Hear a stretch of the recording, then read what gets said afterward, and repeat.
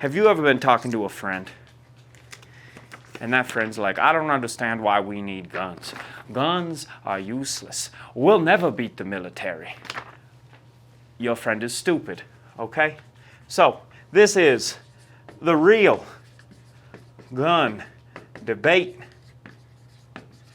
all right? On Understand America. You're welcome, okay? So, the real gun debate isn't actually about should we have guns, shouldn't we have guns. Let's run through that right quick. There are 4 types. What? Rifle, shotgun. Okay, we'll break it into 4. There are 4 types of guns that you need to know about that regular people have. We have handguns. We have hunting rifles.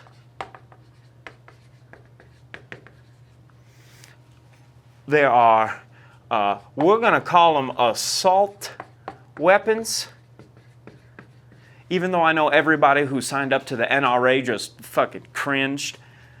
And we have shotguns. Okay? Most of the people who don't like guns, they're really focused on assault weapons. Right? They're like, we got to stop the mass shootings. Babies are losing their brains. And like, kinda, you know, but also not really. So, if you actually read anything, which you should, about guns, you will find out that handguns cause like almost every gun death. I'm gonna, here, this is a note for you. Okay? I know this is a very specific statistic and almost every gun death, but it truly is. It's very close. Pretty much all gangsters kill each other with handguns. Most murders are done with handguns. You'll note that outside of that one guy in Washington, D.C. in the 90s who was sniping cats out of the back of his car, outside of him, you ain't never heard of nobody killing anybody else with a hunting rifle on purpose. So like no deaths, okay? Shotguns, no deaths, right? If you kill someone with a shotgun, they broke into your house. You're not hunting nobody with a shotgun. And then the real question here is assault weapons. How many people are dying because of assault weapons? Well, I mean, we can run through who it is. You know, it's like kids at school, gays in nightclubs, people in that office in San Bernardino, and people that go to Walmart.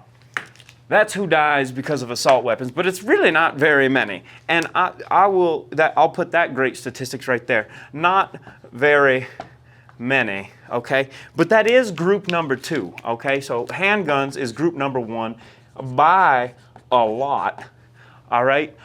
Rifles and shotguns both, here, I gotta erase that middle line. Rifles and shotguns don't matter, okay? And assault weapons are the second most, yet somehow they're the focus. If you really, really wanted to stop gun deaths, like for real, you would ban handguns. But nobody's trying to do that, right? Even Kamala, she owns a Glock. She'll tell you about it. Watch TV. She goes, I got a Glock. And someone goes, do you use it? And she goes, I use that shit all the time. And you go, no, you fucking don't, Kamala. You've never used your Glock. You just bought it right before this election. Handguns, okay? They actually kill everybody. And if you wanted to be serious, you'd get rid of them. Nobody gives a crap about your 30-06 you used to shoot an elk, right? Nobody cares. In fact, even in countries that we're all like, they don't have guns, they still usually have guns they can hunt with. And even in like Britain, where they're all soft and eating sandwiches that have French fries inside of them, they can still use shotguns, okay? The real thing that everybody focuses on is these assault weapons. But once again, I don't think that they're really focused on them as they should be, because they are not the majority contributor to this problem. So let's go through why assault rifles are even useful. Assault rifles are scary, easy to use, and have a lot of bullets. That's actually why they're useful. Easy to use, like if you've never shot a gun ever in your whole life, I would heavily advise you go get you an assault rifle. Because you can just pick it up, you line up the two little metal pieces called sights, and you pull the trigger and it doesn't hurt. It just makes a loud bang and you hit exactly what you aimed at. Super easy, okay? Mad easy to use. A lot of bullets, carry like between 20 and 30 bullets. If you live in the great state of Colorado or California, carry a lot less bullets now, which is very sad. But a lot of bullets by and large. And everybody think that they're terrifying. And in some ways they are. 200, 300 yards out, you just shoot straight at somebody or something, and it's going to hit it and it's going to put that thing down. The real gun debate isn't even about these assault rifles. The real gun debate here is about if we can win the war. Okay? By we, I mean the American citizens, and the war, I'm talking about the government. Okay? So, you got a friend. He probably looks like this. All right? And he got like big square glasses, and he's got like a terrible hairline and stuff, and he's got two really big buck teeth, and it's chunky, and he got like a blue mohawk or something like that, you know? You know him. His name Kevin or something. So this is Kevin. He's your friend. I don't know why he's your friend, but he is. And he keeps telling you, it doesn't matter if we have guns. The government's just going to fly planes, and they're going to bomb us, and they're going to level us, and we could never win. So why do you even need your ARs? Babies are dying. Well, okay. Kevin looks like this for a reason, because Kevin's not that intelligent. So let's talk about winning the war, okay? First, I would like to point out, we as Americans have a history of invading countries where the people pretty much just live in huts and have assault rifles, and then they last way longer than we're willing to fight, and then they beat us, right? So I think proof point number one here is Vietnam and Afghanistan, two little places you may have heard of in history class, okay? Those two places pretty much beat us by creating makeshift bombs and shooting at us with AK-47s. So they beat the whole American military. Did they get bombed to shit? Did they lose many villagers and women and children? Yes, yes, and yes. But did they win and did we leave? Also, yes. Okay? So, handguns ain't gonna do that for us. Hunting rifles probably ain't gonna do that for us. Shotguns don't even go through low-grade bulletproof vests. You need assault rifles for that. So, if they're scary enough to scare government people, that's good, right? They should be scared. We want the government to be scared. That's part of the whole being an America thing, Kevin. Easy to use, meaning you have that crazy neighbor, that crazy redneck, he got like 15 ARs. If you get 14 more people with you, he can give you each an AR, and all of you can go and shoot some people in the government. Lickety-splickety. A lot of bullets. You don't have to hit the people that are in the government immediately. You can take a couple of shots, and you won't be empty, right? Unlike them bolt actions and stuff that, you know, Canada allows you to have a .22 with a bolt action now. So nice of them. But a lot of bullets is important. I would also like to point out to our lovely friend Kevin here that if there is the war, we won't be fighting the American military as we know it, right? Because any amount of an insurgency popping up in the US has two options. Allow me to write some insurgency notes. There are two kinds of insurgencies that could show up if the US government was tyrannical, or you could even think of this as a foreign nation invading the US. But let's stick with the government, okay? An unpopular insurgency, which our little blue-haired, blue-mohawked friend Kevin is really into. Hang on, let's make sure to include Kevin in this. There are two kinds of insurgencies that could show up, Kevin. The unpopular kind and the popular kind. The popular kind of insurgency is the kind of insurgency that the government should be afraid of, right? Because it means that the general population supports the insurgency.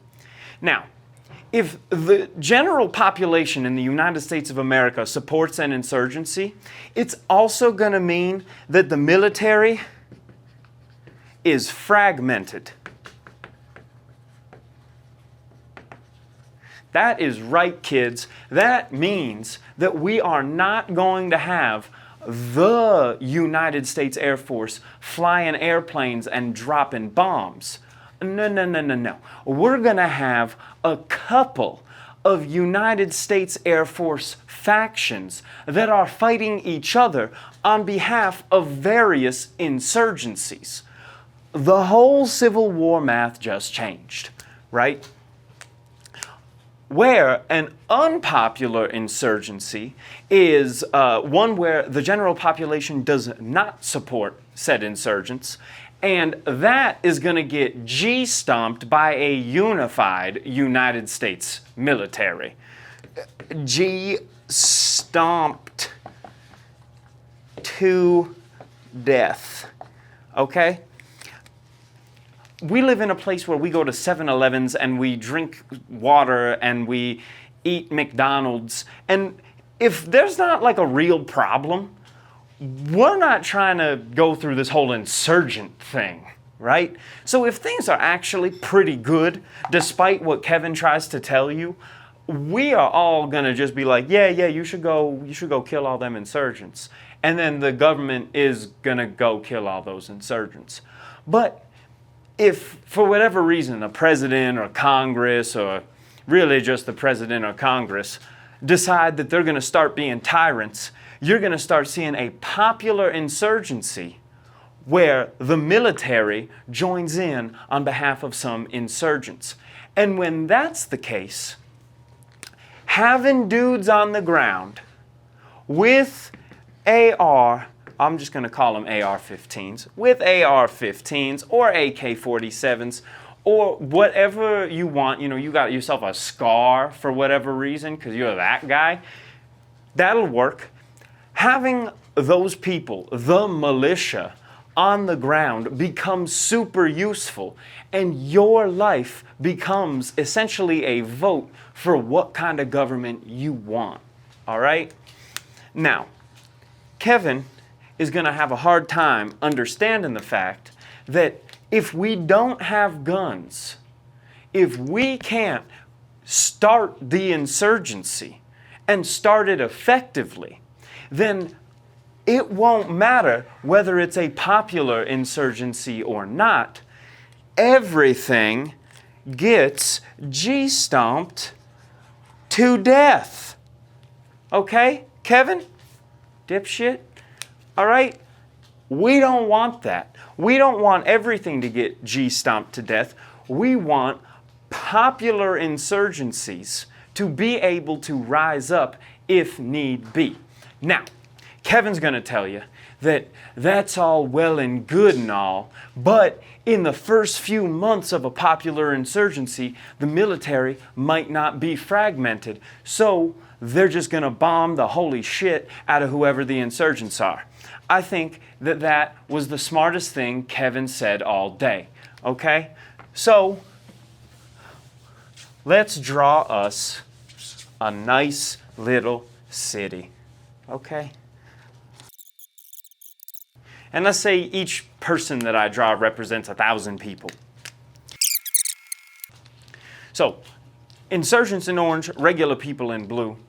Now, if the government wants to show up and get rid of the insurgents, they have two choices. They could show up with men with guns, in which case the insurgents also have men with guns and it's going to be a real fight. Or they can flatten the place, okay? Let's examine what flatten the place means, okay? So, we got a guy in a fighter jet, whatever this plane looking thing I just made is. Okay, it's going this way. And he's going to drop a whole big ass bomb, okay? That looks like a dick. That's a bomb. Bomb. Okay. So, Air Force drops bomb on city, right? Flattens the city. Guess what just happened for the United States government? They just lost a shitload of tax revenue. What do you think they use to put these planes in the air? Money. Money generated by these people, not the guy flying the plane. The guy flying the plane, his tax money don't mean shit. But these little blue people on the ground that are paying taxes, even some of these orange people trying to hide out real good paying taxes, they put this plane in the air. So, the government just lost money. Governments are not into ruling over rubble. That is completely useless because you can't steal money from nothing. You can't squeeze water out of a rock. You can't tax people who are dead, right? This is a bad idea if you're the government. Not to mention the fact that some of these blue people that survived the bombing just turned orange. Okay, they just became insurgents. Their grandma was hitting the bomb, and their bus driver who they loved was hitting the bomb strike. And you're probably not gonna get them to be nice to you again or ever give you money again if you're the government, right? So Kevin's whole idea that they're just gonna bomb the shit out of everybody is kind of a stupid idea, right? Because bombing gets them absolutely nowhere. This is also why it's important for the general population to have guns, because if these insurgents are still alive and they have many firearms, they can give them to these blue people, the regular citizens, who just turned into insurgents, and create more of a shitstorm for the military. Now, how many pilots do you think are going to be down with bombing Cleveland and bombing Detroit and bombing Denver and then bombing St. Louis? And not many at all. So, I don't think we should be counting on this to be the government's approach. Do you think we can win the war? And I think I have laid out fairly well, maybe not in the most articulate way, but in a way that you could probably visualize, why there's actually not another option but us winning the war. It's not like the government's gonna win and then just collect tax revenue from all 300 million dead people they just created. There's only one other point that I'd like to bring up. Well, really two. Okay, the first one is, do you know how many ex-military people we have that are just regular civilians walking around in these streets? A lot. So, if we ever had to form up and actually create an insurgency to fight a tyrannical government, those veterans would become the leaders of the insurgency, and they're just as well trained as the current schmucks that are in the military. So, they're going to be on top of things. We're in safe hands. Second, a foreign invasion, I think, really puts the nail in the coffin. So let's pretend that the US and the citizens, we're all getting along, right? But then, Canada gets rowdy one day and decides it's taking Montana and Minnesota and the upper Michigan and, and part of upstate New York or something. when they decide to invade those portions of America, they're in for a real shitstorm, right? If foreigners try to invade the U.S., they're going to have to deal with locked and loaded rednecks with military-grade firearms coming for them. And the rednecks know the terrain. The rednecks know the area. The rednecks have been shooting these guns since they were 5 years old. If you're a foreigner, you don't want that smoke. Everybody you see is going to want to kill you, and they're probably going to be able to. That's not a good bargain. But let's say that you're Canada and you roll in the tanks. You know, this is going to be such a good tank. Boom. Okay, so you decide to roll in the tanks as Canada. What's going to happen is you're going to start getting all sorts of fire at you. You're going to get small arms fire. You're going to start getting dudes making IEDs. I guarantee you in 20 minutes on the internet, there's a redneck in Montana make something blow up big enough to put a hole in Canadian tanks. Okay? And what that does, the reason that's effective, is it slows down the Canadian invasion. What does slowing down the Canadian invasion actually give us as Americans? Here, we're going to make another airplane. Hopefully it's better than the last one. Oh, that's a way better airplane. Look at that shit. It gives enough time for our guys with the airplanes and the bombs to show up and mess up the Canadians. It'd be like if when Hitler went to invade France, all of the civilians decided they were going to grab their own M1 Garands and start launching rounds at the Nazis. Sure, quite a few Frenchmen would have died. Just like in this Canadian invasion, there's going to be some rednecks in Montana who go and see Jesus. But they're going to give us enough time for our military to show up and absolutely demolish whoever decided to invade. So, from the perspective of the citizens fighting the government, ARs are good. We will win that war. And from the perspective of the citizens having to fight for ourselves against a foreign nation, they're good, right? And the real question here, the real gun debate here is, would we win the war? Of course. Of course we would. Because we're not capped at 22s and handguns and shotguns like the rest of these namby-pambies all over the world. And thank God.